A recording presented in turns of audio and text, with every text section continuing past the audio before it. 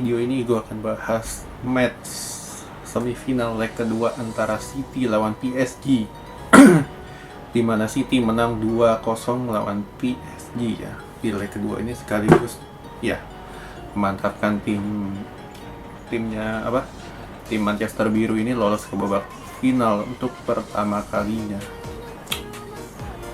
Oke.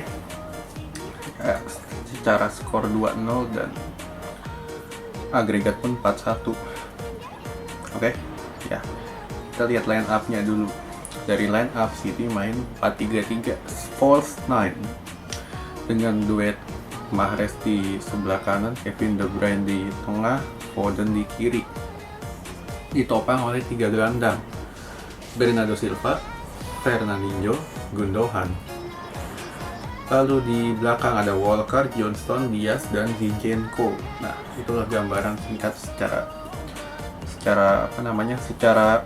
tampilan line up City di babak pertama. PSG mainnya gimana? 4-2-3-1. Ya, bagi gue tetap sama 4-3-3 juga, cuman Icardi ini dipasang sebagai ujung tombak. Ditopang oleh Neymar di sebelah kiri, di belakangnya Verratti, lalu di kanan Di Maria dengan 2 DM Paredes dan Herrera. Nah, lalu di belakang ada Diallo, Kimpembe, Marquinhos, dan Florenzi. Nah, kita lihat dulu dari statistik yang berlangsung. Shoot on target 2 babak ya ini ya. City 5, PSG 0. Shoot off the target nggak penting, City 5, PSG 6. Block shot City 3, PSG ini banyak banget shooting yang ke blok, ada 8. Kenapa bisa banyak begitu nanti gue jelaskan. Possession PSG 45, City 45, PSG 55. Nah, PSG menang ball possession, cuman kalian jangan terkecoh ya, karena PSG menang ball possessionnya bagaimana. Oke, ya kita masuk ke matchnya di babak pertama. Dan udah seperti yang gue prediksi sebelumnya di review gue kemarin, kalau misalkan Pochettino ini ada perubahan, dimana di sini dia mau nggak mau harus main keluar. Nah, di sini dia tunjukkan benar memang main keluar. PSG ini nggak bertahan tapi main keluar. Sedangkan City ini high press juga, dalam artian bukan dia bertahan, tapi karena nggak dapat bola, jadi City udah coba nge-press tapi nggak dapat bola, jadi mau nggak mau mereka bertahan. Nah, bedakan di sini antara bertahan dengan parkir bus ya. Dimana kalau misalkan di match sebelumnya PSG ini parkir bus di belakang dengan menyisakan 2 pemain di depan, sedangkan City ini bertahan mau nggak mau. Mereka ini bertahan karena nggak dapat bola aja, bukan karena si Pep ini maunya bertahan. Ada dua tipe yang orang mungkin banyak sering salah kaprah ya, bedanya antara parkir bus dengan strategi bertahan. Nah, di sini City strategi mau nggak mau harus menerapkan strategi bertahan karena sirkulasi bola cepat PSG ini cukup berjalan, terutama di 20-30 menit pertama City nggak dapat bola. Hampir City nggak dapat bola, di mana di sini Neymar, Verratti, Di Maria cukup bagus nih 3, sedangkan Icardi ini cuma buat buka ruang doang. Feeling gue cuma dia pergerakan kemana juga nggak diikuti sama backnya City kan, jadi nggak dianggap aja di match ini kalau yang gue lihat ya. Nah, lalu di sini berapa kali PSG sempat masuk ke kotak sepertiga penaltinya City, dimana cukup bagus antara kombinasi ya, terutama Verratti sebagai otak, lalu Neymar dan Di Maria masuk ke tengah. Nah, cuman di sini nih Maruk alias egoistis. Nah, egoistis antara Neymar dan Di Maria. Gue nggak tahu ini diinstruksikan oleh Pochettino atau gimana. Feeling gue ini bukan instruksi ya.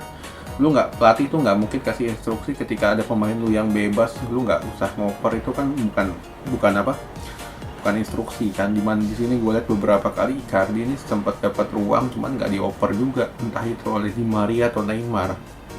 Terutama di sini Neymar ini gue lihat di sini dia ingin menunjukkan bahwa ya gue ini lebih besar dari Mbappe, karena Mbappe kan nggak main di match ini, cedera ya. Jadi dia turun. Nah, dia ingin menunjukkan kalau misalkan gue ini ternyata bisa lebih besar dari Mbappe. Ya, beberapa kali dia dribble shooting. Ini adalah Neymar yang kita lihat di Santos, bukan Neymar yang kita lihat di PSG yang selama ini dia tunjukkan. Yang selama ini dia tunjukkan di PSG kan dia mau turun ke bawah, dia mau bagi bola, dia mau oper, dia mau ngumpan, timingnya sering pas, gak banyak dribble. Cuman di match ini kembali lagi dia seperti di Santos, ya.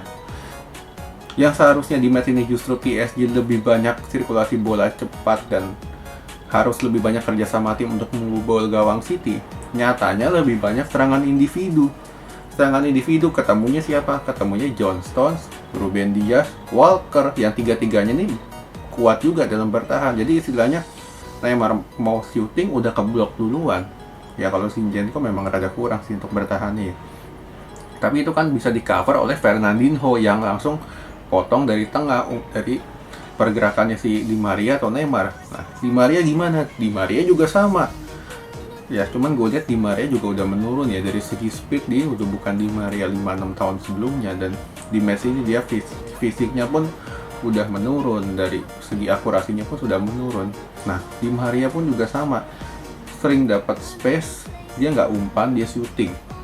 Nah, banyak banget pemain PSG yang melakukan seperti itu di babak pertama.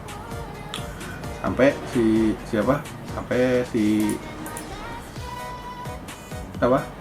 Mahrez dapat gol di awal-awal di menit ke-11 ya kalau nggak salah. Itu gue bilang ya buah kesalahannya PSG lah, yang terlalu banyak serangan individualistis, dribble dan ini bertahannya nggak siap, dihukum oleh oleh Mahrez 1 gol. Nah, City unggul di babak pertama 1-0. Di babak kedua ya tetap sama, cuman di ini City coba lebih agak ngontrol tempo ya, lebih tenang, coba ambil ritme sampai 5 menit awal babak kedua. Nah, habis itu gimana? PSG lagi coba lagi untuk menekan. Cuman kembali lagi yang gue lihat ya, gue bilang Neymar ini agak besar kepala di match ini. Dia nggak seperti yang kita lihat lah, istilahnya terlalu banyak bener dribbling yang gak penting. Istilahnya lu banyak dribbling ketemu tim kayak City mati udah.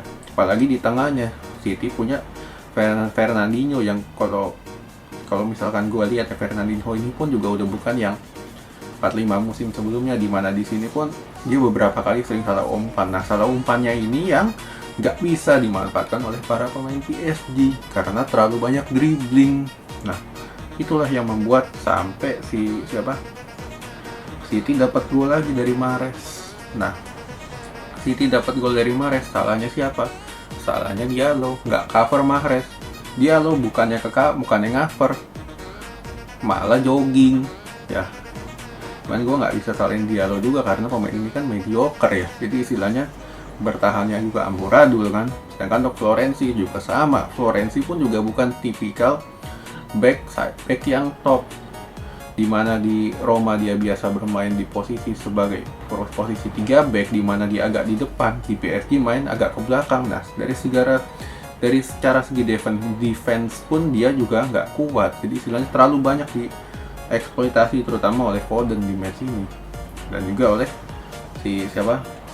Mahrez. Nah, sampai di situ coba si Pochettino masukin beberapa pemain, Icardi ditarik, masukin Moiskin, Herrera ditarik, gantiin Drexler. Cuman istilahnya ya, kita lihat bangku cadangannya PSG pun nggak ada yang bagus. Siapa yang mau lu masukin untuk mengubah kalian? Kan nggak ada. Lu masukin siapa? Mau masukin Keane, mau masukin Drexler, ya nggak beda jauh sama Liverpool lah istilahnya. Jadi ya say goodbye aja kalau misalkan 11 pemain intinya udah mentok, ya udah nggak ada plan B. Apalagi lu main dengan 1 DM, itu lebih susah lagi. Sampai Di Maria dapat kartu merah. Nah, Di Maria dapat kartu merah yang nggak penting banget, selesai game. Nah, sampai Di Maria dapat kartu merah, game selesai. City control the game sampai habis, sampai 90 menit. Nah, sampai 90 menitnya itu sampai dari Di Maria kena kartu merah sampai habis, PSG mainnya udah kayak Tarkan. Udah cuma nguber-nguber pantat doang, nguber pantat pemain City, nggak dapat bola. Sekali dapat bola seruduk mainnya, ya udah kelar udah. Ya, kesimpulannya PSG kalah. Ya sebenarnya dari secara strategi udah mendingan dibanding di match pertama, cuman kembali lagi terlalu banyak pemain yang egoistis di match ini dan juga kurang tenang sehingga momentumnya sering hilang. Nah, inilah yang harus coba lebih banyak lagi dibenahi lah oleh Pochettino ke depannya untuk bisa lebih kontrol emosinya para pemain PSG kalau misalkan mereka ingin meraih trofi UCL. Nah, sedangkan bagi City ini gue bilang ya belum puncak sih, istilahnya masih 90% lah. 90% progres mereka ini udah bagus banget dari awal, mereka yang compang-camping di pertengahan naik turun, lalu sampai akhir tahun mulai membaik grafiknya baik di IPL dan UCL. Nah, puncaknya di babak 16 besar, seperempat final dan semifinal ketemu PSG yang gue bilang ini secara kualitas individu lebih bagus. Nyatanya City ini bisa bertahan dengan kolektivitas 11 pemain yang nggak bisa ditunjukkan oleh para pemain PSG. Jadi ini City murni unggul dari memang kerjasama timnya yang bagus banget. Ditunjang lagi memang dari segi individu pun bagus, cuman nggak sebagus PSG. Oke, sekian dulu.